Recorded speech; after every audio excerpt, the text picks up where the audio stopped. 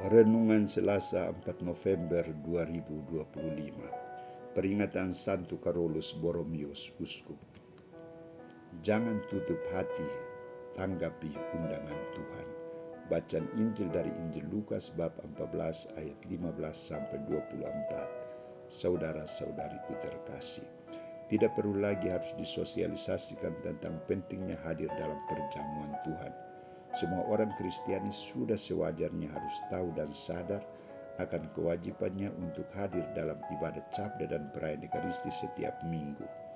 Mengapa masih ada orang yang tolak hadir dalam ibadat cabda dan perayaan Ekaristi dan sibuk dengan urusan keluarga pribadi dan lain sebagainya pada hari Minggu? Saudara-saudariku terkasih, ketika Yesus berbicara tentang suasana perjamuan dalam kerajaan Allah, seorang tamu berkata kepadanya, "Berbahagialah orang yang akan dijamu dalam kerajaan Allah." Tanggapan Yesus, betapa sulit orang masuk dalam perjamuan kerajaan Allah. Perjamuan kerajaan Allah adalah perjamuan yang disediakan oleh Allah dan sangat istimewa. Allah mengharapkan agar orang-orang yang telah diistimewakan masuk ke dalam perjamuan itu. Namun yang terjadi adalah mereka menolak hadir dalam perjamuannya dengan berbagai alasan yang diberikan. Ada yang sibuk dengan urusan ladang, urusan peliharaannya, dan urusan keluarga.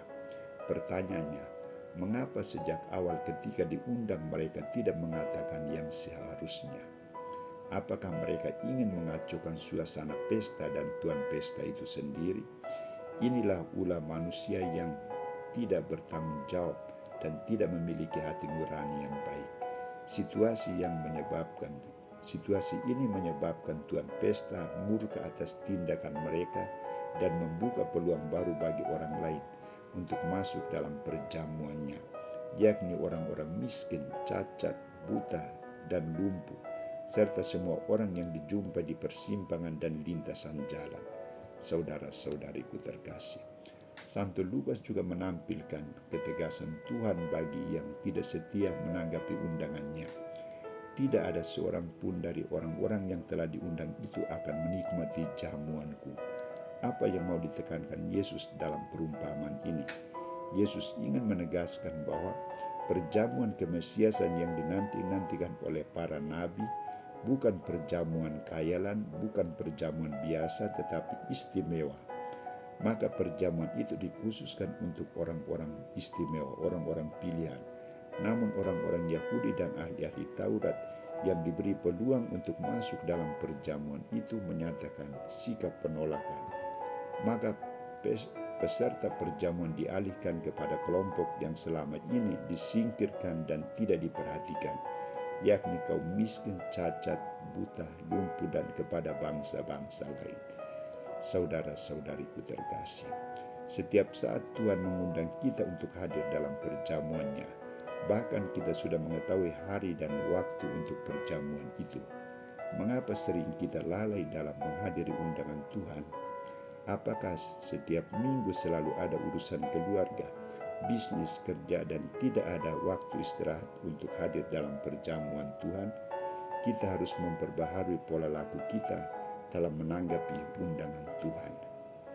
Pola laku yang saya usulkan adalah hiduplah sebagai orang Katolik yang baik, benar, dan taat, sehingga kita tergolong orang-orang yang layak untuk masuk dalam perjamuannya.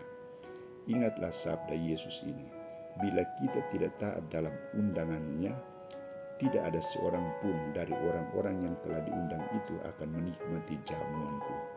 Maka mari kita rendah hati untuk menanggapi undangan Tuhan, karena di sanalah kita akan bertemu dengan Tuhan, mengalami damainya, dan dipuaskan dengan santapan sabda dan tubuh dan darahnya. Santo Carolus, doakanlah kami.